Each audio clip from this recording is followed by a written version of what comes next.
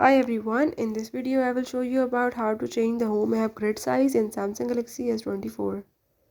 So if you want to change the home app grid size, you want to increase it or decrease it, I will show you how you can easily do it in the few steps. You just have to follow the steps as I will show you and don't forget to subscribe my channel. Let's watch the video.